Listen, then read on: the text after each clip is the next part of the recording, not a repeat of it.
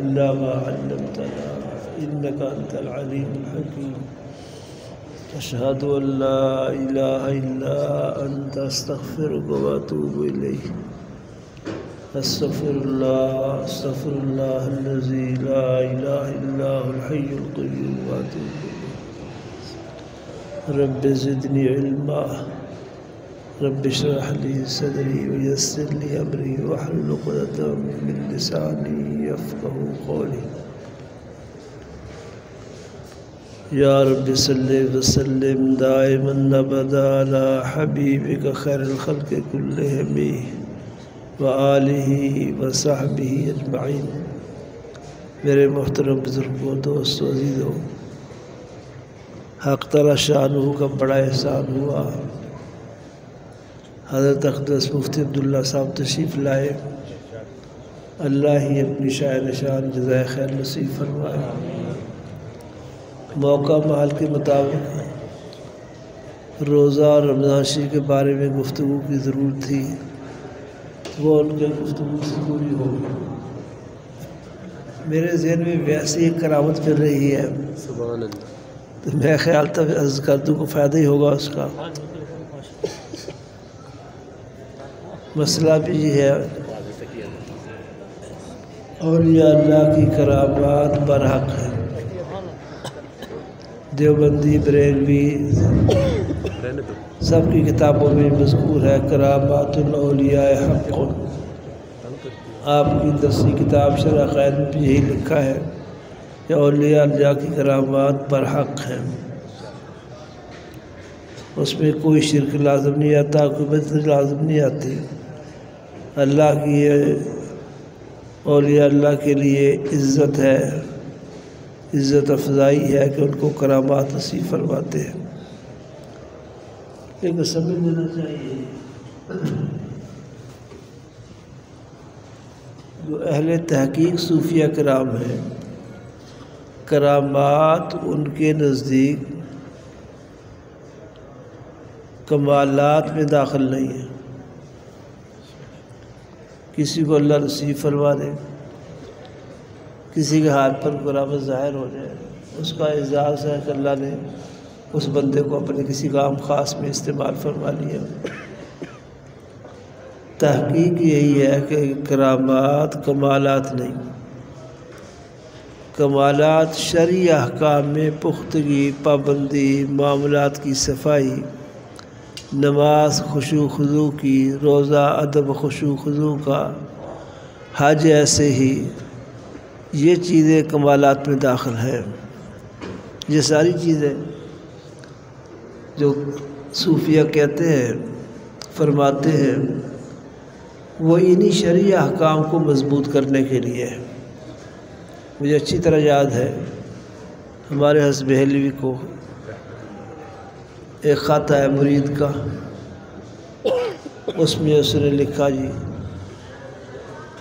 حضرت کے الفاظ، حضرت کے ماشاءاللہ گفتگو بہت پاکیزہ، بہت مناسب گفتگو ہوتی تھی ہر معاملے میں، بڑے پتے کی بات کہتے تھے۔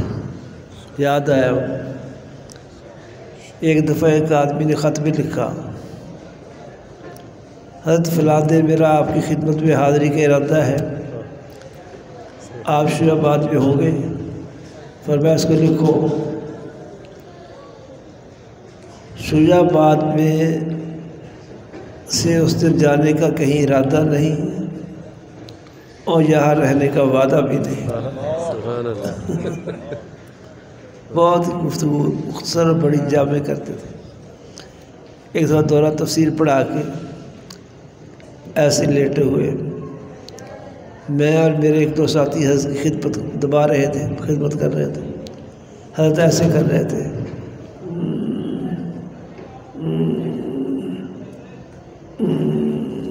تھکے ہوئے تھے، بہت زیادہ کمزور تھے، ضعیف تھے،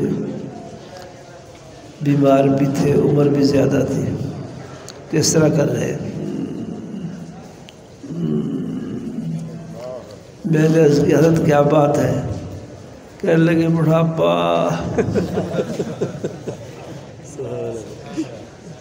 ایسی گفتگو کرتے تھے بڑی عجیب سی۔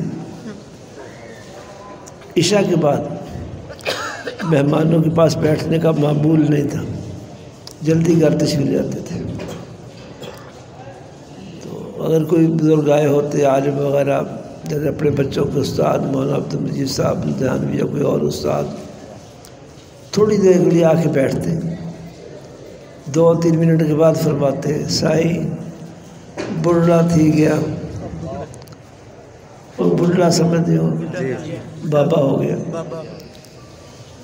سائیں بڑھڑا تھی گیا، بڑھی ڈاڈی پیاری لگتی ہے، میں گھر بہنا۔ یہ کہہ کے گھر جاتے تھے، تشریف لیتے تھے۔ تو مجھے بات سنانے لگا حضرت کی خط آیا، خط بھی لکھا اس نے، حضرت ذکر تو ہو جاتا ہے، نماز میں بڑی غفلت ہے، نماز نہیں صحیح ہوتی۔ حضرت میں اس کو لکھو، بازو نہیں ہوگا مالش کس کی کرو گے؟ کو سمجھے ہو؟ یہ جو بزرگ بتاتے ہیں یوں ذکر کرو، یوں مجاہدہ کرو، یوں مراقبہ کرو، یہ حضور کے اعمال کو مضبوط کرنے کے لیے تو ہے سب کچھ۔ اگر حضور والے اعمال ہی چھوٹ رہے ہیں تیرے ذکر کا کیا فائدہ؟ اس لیے ہمیں بازو نہیں ہوگا مالش کس کی کرو گے؟ اس سے سبق ملتا ہے کہ احکام شرعیہ اصل ہے، سارا تصوف، ساری ریاستیں، ساری محنتیں حضور کے اعمال کو صحیح کرنے کے لیے، کہ حضور والے اعمال اس طرح ہم سے ہو رہے جیسے حضور سے ہوتے تھے صلی اللہ علیہ وسلم۔ حضور کے اعمال میں اللہ کی محبت شامل ہے، اللہ کا خوف شامل ہے، رونا دھونا شامل ہے، للہیت ہے، درد و سوز ہے۔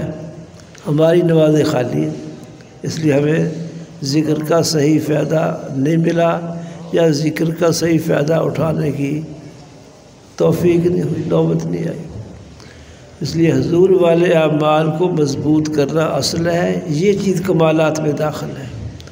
باقی کرامات کسی کو حاصل ہو جائے سبحان اللہ ٹھیک ہے، لیکن کمالات میں داخل نہیں ہے، اعزازات میں ہے۔ کسی کے ہاتھ پر اللہ پاک کوئی کرامت ظاہر کر دے، اس بندے کا اعزاز ہے، اللہ نے اپنے ایک بڑے کام کے لیے اس کو قبول فرما لیا۔ اعزازات میں داخل ہے، انعامات میں داخل ہے، کمالات میں داخل نہیں۔ تو مجھے ذہن میں حسن لاہوری رحمہ اللہ، شیخ التفسیر مولانا احمد لاہوری کی کرامت ذہن میں بار بار گھوم رہی آج۔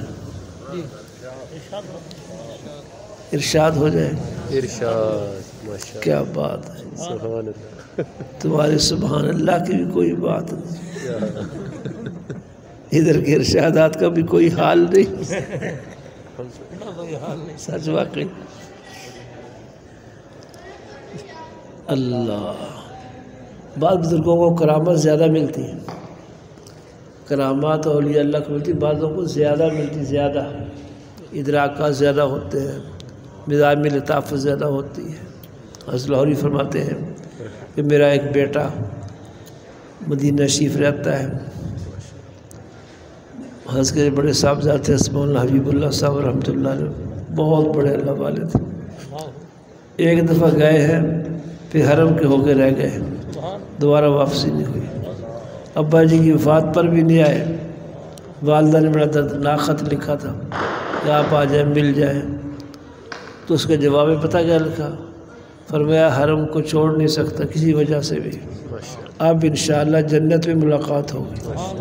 نہیں آئے، وہیں رہے، وہیں فوت ہوئے، وہیں سیدہ خدیجہ رضی اللہ عنہ کے پہلو میں کچھ فاصلے پر وہاں مکہ شریف میں آرام فرمائے۔ اللہ اکبر۔ ایک دفعہ حضرت لاہوری نے فرمایا میرا بیٹا مولوی حبیب اللہ میرے برابر پہنچ گیا، ایک دفعہ فرمایا مجھ سے بھی آگے گزر گیا۔ میں نے 3 تحریریں مولانا حبیب اللہ کی دیکھی ہیں، 3 تحریریں اپنے ہاتھ کی لکھی ہوئی۔ ایک تحریر یہ لکھی فلاں سن لکھا ہو کہ فلاں سن فلاں تاریخ میں حج کے موقع پر میدان عرفات میں مجھے ایمان کے قبول ہونے کی بشارت ملی کہ تمہارا ایمان ہم نے قبول کر لیا ہے۔ اگلے سن کی تاریخ میں لکھا ہوا کہ اس سال عرفات میں اعمال کے قبول ہونے کی بشارت ملی۔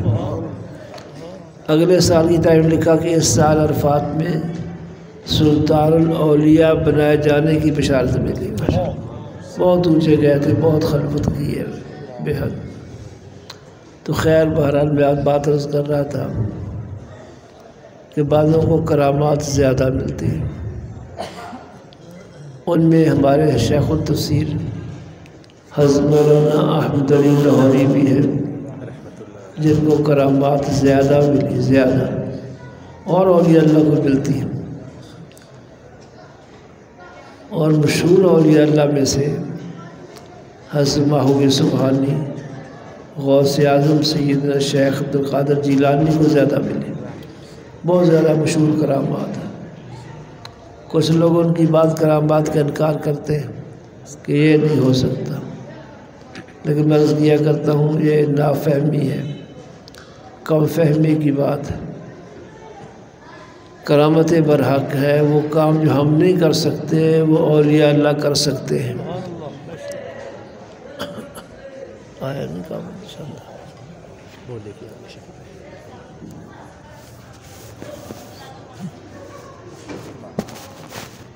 اور سبحانی رحمۃ اللہ کی ایک بڑی مشہور کرامت، زیر بحث آئی ہوئی کرامت مشہور،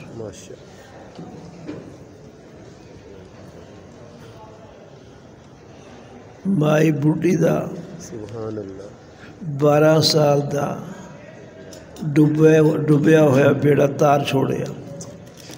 سنی کرامت ہے؟ بولو ادھی بھائی، یہ کرامت سنی ہوئی ہے نا؟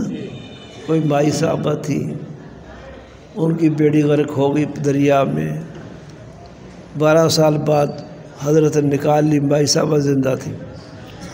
یہ بڑی مشہور کرامت ہے، جس پر بڑی لیدیں بھی ہوتی رہی ہے۔ کچھ لوگ انکار کر دیتے ہیں کہ یہ 12 سال، اتنے دیر بعد 12 سال جو فوت نہیں ہوئی، کھادا پیتا کتوں؟ ہاں جی، پانی دہر پی لیا تو کھایا کتوں؟ کدھا زندہ رہی؟ 12 سال ڈبی کیسے رہی؟ سانس کدھا آیا؟ کدھا زندہ رہ گئی؟ یہ ساری گلاں کہی جاتی ہیں۔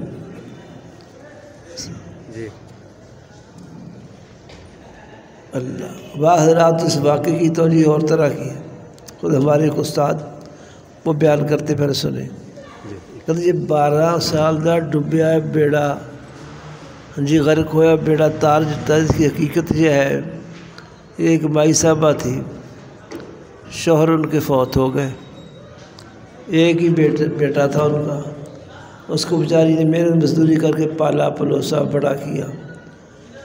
جب بڑا ہو گیا تو غلط صحبت اختیار کر گیا، بگڑ گیا، عیاش لڑکوں کے ساتھ پھرنا، آوارہ پھرنا، نہ دنیا کا رہا نہ دین کا رہا۔ تو وہی سہارا تھا مائی صاحبہ کا، وہی بیٹا بگڑ گیا، نہ کمانے کا نہ دین کا نہ دنیا کا، تو اس مائی کا بیڑا غرق نہیں ہو گیا؟ جی ورنہ بیڑا غرق ہو گیا۔ پھر 12 سال کے بعد وہ لڑکا کہیں محبوب سبحانی کی نظر میں آ گیا۔ جو اللہ والوں کی نظر میں آ جاتا ہے وہ کچھ نہ کچھ بن جاتا ہے، بلکہ میں کہوں گا بہت کچھ بن جاتا ہے، بے شک، جس کا ہم تصور بھی نہیں کر سکتے۔ پنجابی نے چوروں کتب بنا چھوڑیا، چوراں نو کتب بنا دندے، یہ بھی واقعہ صحیح۔ میں تو ان چیزوں کا قائل ہوں، شکر اللہ کا۔ اسی تو اس واسطے مندے ہیں کہ سانو چوراں نو پتہ بھی چور کی ہوندے ہیں۔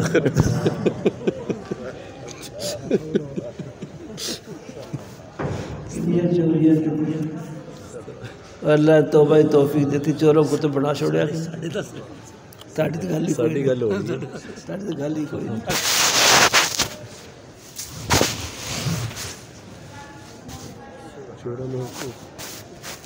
اندازہ ہو جاتا کہ بارے چ ہو رہے ساڈے بارے صحیح۔ ایک لڑکا سی، دوسری گل ہے، غربت گھر چ غربت سی، کھلان پلان واسطے کوئی چیز نہیں، پہنان واسطے کپڑے نہیں۔ وہ مائی اپنے بچے کو حضرت کو لے آئی، حضرت غوث اعظم رحمہ اللہ کے پاس، کہا جی انہوں رکھ لو، یہ تربیت کرو، میں غریب عورت ہیں، کمانے والا کوئی نہیں، تو کھائے پیے گا بھی، تربیت سے آ جائے گا، اچھا بن جائے گا۔ فرمایا ٹھیک ہے چھوڑ دو۔ کچھ عرصے کے بعد بھائی ملنے آئی، دیکھا بیٹا پہلے سے زیادہ کمزور، پنجابی کے سوکے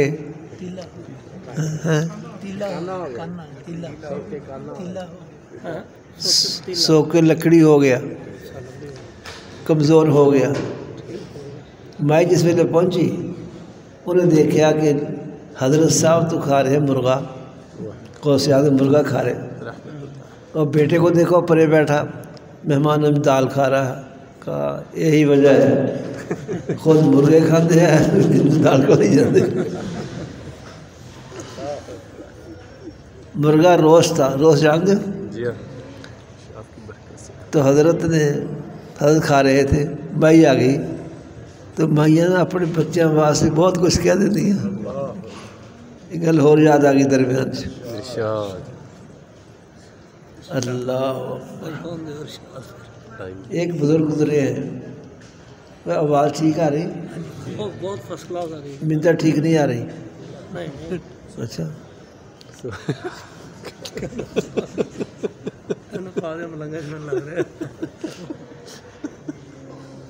ایک بزرگ گزرے ہیں مولانا اللہ بخش، بہاول نگری، شاہ عبد الرحیم رائے پوری کے خلیفہ تھے، شاہ عبد القادر رائے پوری کے ساتھی تھے رحمۃ اللہ علیہ، اللہ والے تھے۔ وہ بہاول نگر بیٹھے ہوئے اپنی خانقاہ میں، ایک مائی آئی، کہنے لگی مولوی صاحب میرا بچہ گم ہو گیا، چھوٹی عمر کا بچہ ہے اور اتنے دن ہوئے آیا نہیں کر، میں بہت پریشان ہوں۔ حضرت دعا کی تھی اور کہا آ جائے گا، مائی خوش ہو گئی، لیکن بچہ اس دن نہیں آیا۔ دوسرے دن مائی پھر آئی کہ مولوی جی ایمی واجی وج ہے، یہ تڑی ابھی شہرت ہو گئی ہے، اندر کمال کوئی نہیں، میرا بچہ کوئی نہیں آیا۔ حضرت مسکرائے، فرمایا آ جائے گا، دعا کر دی ہاتھ اٹھا کے، جا مائی چلی جا، آ جائے گا۔ مائی کچھ مطمئن ہوئی چلی گئی، بچہ نہ آیا۔ تیسرے دن پھر آئی، کہتے مولوی صاحب واجی وج حال کوئی نہیں، باجی وجہ شہرت کی شہرت تاری ہوئی ہے، حال کچھ نہیں۔ اپنے بچے کی وجہ حضرت کو برا بھلا کہنے لگ پئی۔ حضرت مرید کچھ ناراض ہونے لگے، فرمایا خبردار کسی نے مائی کو کچھ کہا، یہ اپنے بچے کی محبت میں مجھے برا کہہ رہی ہے، کسی کو کچھ کہنے کی اجازت نہیں ہے۔ مائی بیٹھی تھی، ہوا توا بولی جاتی حضرت کے خلاف، جو منہ سے کہی جاتی تھی۔ اس طرح سے ایک بلی آئی، اور بلی جانتے ہو بلی آئی، حضرت نے کہ بلی ہے تو لنگر دی روٹی کھانی ہے، کدی کوئی کم بھی کر دیا کر۔ خیر بلی گزر گئی، کچھ دیر بلی دوبارہ واپس لوٹی اور یہ پیر چھم چھم کر دی گاری وچ گزری۔ حضرت نے کہا بھائی تیرا بچہ گھر پہنچ گیا، جا کے دیکھ لا۔ وہ کہتے نہیں تسی مینوں اٹھان واسطے کر دیو کہ میں بھی بولی جانی ہے تو میرے تاڑے خلاف تو تسی اٹھان واسطے، کہتے نہیں نہیں آج تو جا کے دیکھا بچہ گھر پہنچ گیا۔ بچہ اس طرح پہنچیا کہ وہ ہاتھ وچ ایک تازہ پیڑے دا، تازہ روٹی دا پیڑا جانتے ہو جو روٹیاں پکائی جاتی ہیں تو پہلے گول گول پیڑے نہیں کیتے جاتے، وہ پیڑا ہاتھ سے بڑے ہوئے۔ اس بچے نے دسیا کہ میں بہاول نگر تو بھج کے سندھ چلا گیا سی، ایک زمیندار نے مجھے رکھ لیا، روٹی پکانی سکھاتی، میں روزانہ روٹیاں پکا کے ڈیرے پہنچانا ہوتا سی۔ اج مینوں دیر ہو گئی، ہالے پہلی روٹی میں اتاری سی رکھی سی تو پیڑا دوسری پاسے پیڑا ہاتھ سے پھڑیا سی، بلی آئی تو روٹی لے کے نٹھی، بلی کہتے میں وہ پیچھے نٹیا کہ کوئی روٹی کھواں اور تھوڑی دیر چلیا تھی میرے ٹھڈا لگ گیا میں سگا سیدھ ٹھڈا لگے بعد جو اٹھیا تو میں اپنے گھر کے سامنے سے تو کرامات اللہ والوں کی بات برحق ہے ہو سکتا ہے یہ سمجھنا ضروری کوئی نہیں کہ اتنی جلدی کیسے آ گئی بلی اتنی دور کیسے پہنچ گئی جو ایک لمحہ میں اپنے محبوب کو عرش پر لے جا سکتا ہے وہ کسی کو بھی لمبا سفر ایک لمحہ میں کرا سکتا ہے 20 منٹ ہو میں عرض کر رہا تھا کہ یہ مائیاں نا اپنے بچہ نہیں محبت بہت کچھ کر لیندی ہیں اکثر لڑائیاں بچہ نہیں محبت سے ہوندی ہیں اپنی ماں جو اپنے بچے کا قصور نہیں کر دی ہمیشہ اور یہ ویسے صحیح نہیں لیکن بہرحال محبت ایسی رکھی اللہ پاک نے ماں بیٹے دی بچے دی تو وہ مائی جس نے دیکھا میرا بچہ تو سوکھ کے لکڑی ہو گیا پہلے ہی کمزور سی تم دال کھڑا کھڑا کے حال کر دیتے تو شکایت لے کے محبوب سبحانی سے کھوڑے دیکھا وہ مرغا کھا رہے روسٹ مرغا کہنے لگی ہاں سمجھ آ گیا خود مرغے کھاتے ہیں تو میرے بچے دال کھڑاتے ہیں حضرت محبوب سبحانی سے بات سن لی بس نگاہ ہو گئی حضرت کی مرغے کو فرمایا قم بإذن اللہ اللہ کے حکم سے کھڑا ہو جا مرغا زندہ ہو گیا حضرت فرمایا تیرا بچہ جب اس قابل ہوگا تو مرغے بھی کھلاؤں گا ابھی زیر تربیت ہے ابھی اس کو دال ہی کھلانی ہے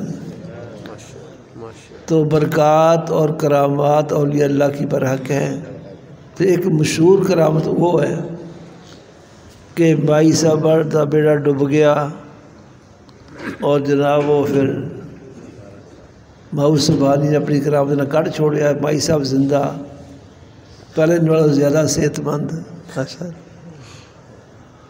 تو اس پر بڑی لیدیں ہوتی ہے کہ ایسا نہیں ہو سکتا سانس 3 منٹ نہ لیا جائے آدمی مر جاتا ہے یہ 12 سال پانی سانس کتوں آتا پانی کی سانس مچھی لیندی ہے باقی سانس تو سانس لینا پہنتا اس کے علاوہ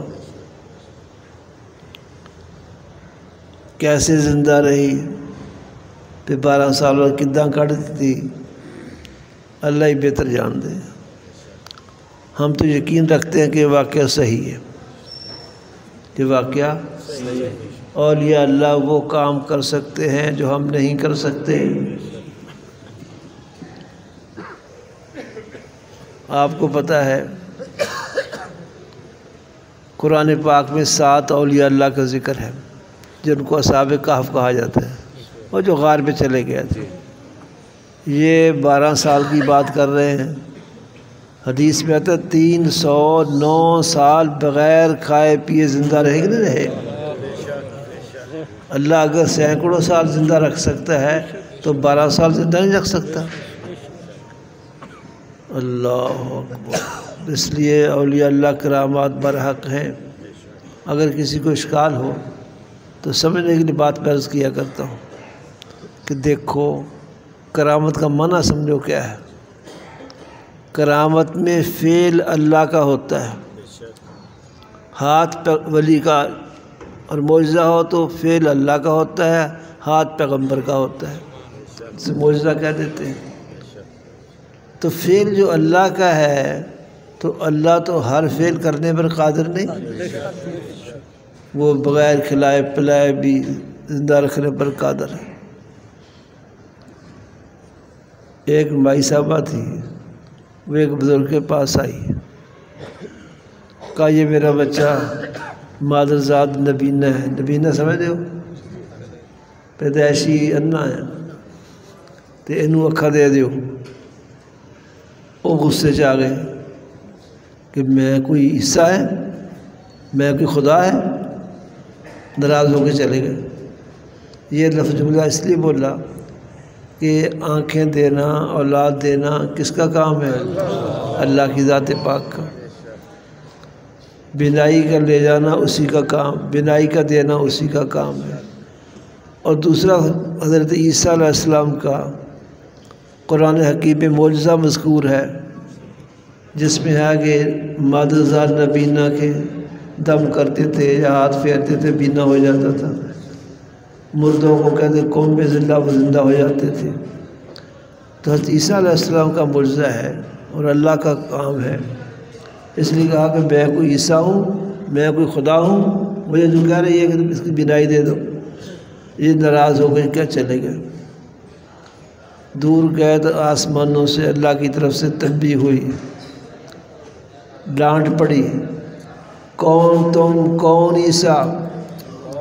ماں میں کنیم، یہ کام ہم کیا کرتے ہیں، تمہارا کام تو پھونک مارنا ہے، آنکھیں دینا، اولاد دینا ہمارا کام ہے۔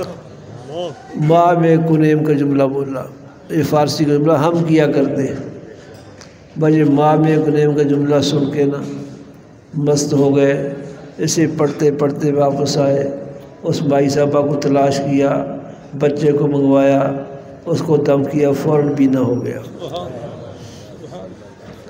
اب وہ بزرگ کہیں ماں میں کنیم ہم کیا کرتے ہیں، اب سننے والے کو سمجھیں گے ماں میں کنیم بابا جی کہتے ایسی کرتے انہیں عقیدہ خراب کر لیں گے، حالانکہ وہ حق تعالی شانہ کا جملہ نقل کر رہے تھے کہ ہم دیتے ہیں، تمہارا کام دم کرنا ہے، پھونک مارنا ہے، ہاتھ پھیرنا ہے، بس بچے کو ذرا دم کیا، بینا ہو گیا۔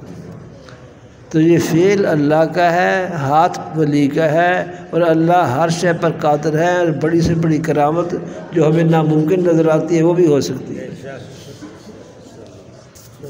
جی بالکل، دن میں گھوم رہا تھا وہ رہ ہی گیا، کیا دیا؟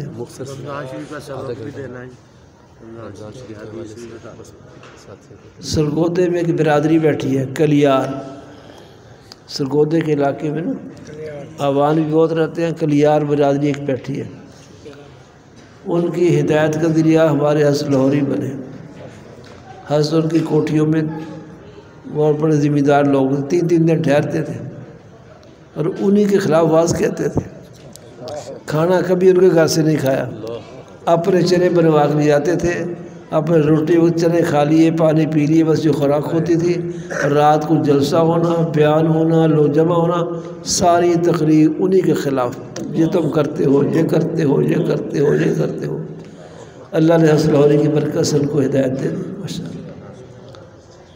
وہ کلیار صاحب ایک دفعہ اپنے مربے سے، باغ سے انہوں نے مالٹے توڑوائے، وہ مالٹے تو جانتے ہو نا، وہ لمبے لمبے ہوتے ہیں،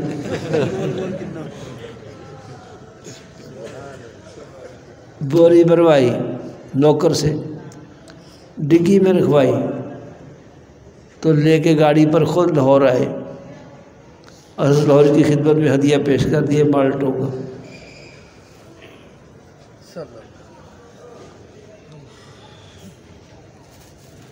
حضرت لاہوری کی ایسے ہدیوں کے بارے میں ایک عادت شریفہ تھی، حضرت اپنے کشف سے معلوم کر لیتے تھے کہ یہ چیز صحیح ہے، حلال ہے یا غلط ہے، چوری کا مال ہے یا حرام ہے۔ اگر وہ حلال ہوتی خود بھی کھاتے تھے، گھر بھیجتے تھے، اگر حرام ہوتی تو اپنے گھر نہیں بھیجتے تھے، وہ ہندوؤں، سکھوں یا عیسائیوں کے گھر بھیج دیتے تھے، وہ کافر لوگ ہیں۔ اور خادم مولانا صابر صاحب تھے، ان سے کہا کلیار صاحب نے کہ دیکھیں حضرت میرے مالٹوں سے کیا سلوک کرتے ہیں، گھر کھاتے ہیں، استعمال ہوتے ہیں یا کافروں کے گھروں بھیجتے ہیں۔ اگلی جمعرات کو ذکر پھیرا، کلیار صاحب آئے، پوچھا مولانا صابر صاحب سے کہ میرے مالٹوں کا کیا حال ہوا، کیا حضرت نے استعمال نہیں فرمائے، عیسائیوں کے گھروں میں بھیج دیے؟ کہتا مجھے تو شک ہو گیا، میں تو کرامات کا خیال تھا، یہ تو بالکل غلط واقعہ ہے، میں نے اپنے سامنے مالٹے توڑوائے ہیں، ڈگی میں رکھوائے ہیں، کار چلا کے خود لایا ہوں، لا کر خود پیش کیے ہیں، اس کے حلال ہونے میں تو شبہ کوئی نہیں ہے، حضرت لاہوری نے کیسے ان کو استعمال نہیں کیا؟ مولانا صاحب نے کہا میں نہیں کہہ سکتا، خود پوچھ لو۔ کلیار صاحب نے ہمت کر لی کہ حضرت میں دے گیا تھا مالٹے، اور میں نے استعمال نہیں کی، وہ ٹھیک نہیں تھے، ان میں ظلمت و سیاہی تھی۔ کہا جی مجھے شبہ ہو گیا ہے، میں خود توڑوا کے لایا ہوں اپنی آنکھوں کے سامنے، ڈگی میں میں نے خود رکھوائے ہیں، میں خود گاڑی چلا کے آیا ہوں، آ کے خود پیش کیے ہیں۔ وہ تو بالکل حلال طیب اپنے گھر کے، اپنے مربے، اپنے باغ کے تھے، تو آپ نے یہ کیا ہوا؟ فرمایا جا کے پوچھو فلاں تاریخ کو اس باغ کو جو پانی لگا ہے 1 گھنٹہ دوسرے کا لگا ہے۔ تحقیق ہوئی ایسا ہی تھا، نوکروں نے 1 گھنٹہ پانی زیادہ لگایا، اس کا بھی احساس فرما لیا، اور یہ بھی پتہ چل گیا کہ اس کی ظلمت سیاہی اور تاریکی میں سبب اور وجہ کیا چیز ہے۔ اس لیے اولیاء اللہ کی کرامات کا انکار نہیں کرنا چاہیے، برحق ہے۔ اس ترغیب حضرات کو رمضان شریف کے حوالے سے ہر سال فرماتے ہیں کہ کیا معمول کرنے چاہیے؟ اس میں بہت کچھ تو مفتی عبداللہ صاحب نے فرما دیا، میں سن رہا تھا رمضان شریف کے بارے میں، تو اس میں یہ ایک بات کہا کرتے ہیں تمام احباب کو کہ رمضان شریف میں اپنے اذکار کو دگنا کر دیں۔ مثلا اللہ کی آپ 10 تسبیح کرتے ہیں 20 کریں، پہلے 1 پارہ پڑھتے ہیں تلاوت 2 پارے کر دیں، درود شریف کی 5 تسبیحات کرتے ہیں 10 تسبیح کر لیں، استغفار کی 2 کرتے ہیں 4 کر دیں، سبحان اللہ بحمدہ سبحان العظیم کی 1 تسبیح کرتے ہیں 2 کر دیں۔ اس طرح باقی جو بھی کسی کے اسباق ہیں دگنے کر دیا جائے، لیکن ایک استثناء ہے، کچھ لوگ وہ ہیں جنہوں نے قرآن پاک سنانا ہوتا تراویح میں، اور تراویح کا قرآن پاک کا سنانا بہت بڑا عمل ہے، بہت مبارک عمل ہے، بہت اعلیٰ عمل ہے۔ رمضان شریف میں قرآن سے بڑھ کر مصروفیت اعلیٰ اور کوئی نہیں، اس لیے اگر اس کی کوئی ضرورت ہے وقت لگانے کی، یاد کرنے کی، تو وہ ذکر بڑھانے کی بجائے ذکر میں کمی کر سکتا ہے، تخفیف کر سکتا ہے، بے شک ذکر آدھا کر لے لیکن تراویح کا اہتمام کرے۔ اللہ پاک توفیق عطا فرمائے۔ باقی چیزیں آپ کو پتہ ہے کہ رمضان شریف میں غریبوں مسکینوں کا خیال کرنا چاہیے، دوسرے کے بچوں کو اپنے بچوں کی طرح سمجھتے ہوئے ان کی ضرورتوں کو بھی پورا کیا جائے، اور رمضان شریف کے روزوں کا اہتمام، تراویح کا اہتمام، اللہ پاک سب کو توفیق عطا فرمائے۔ بس 11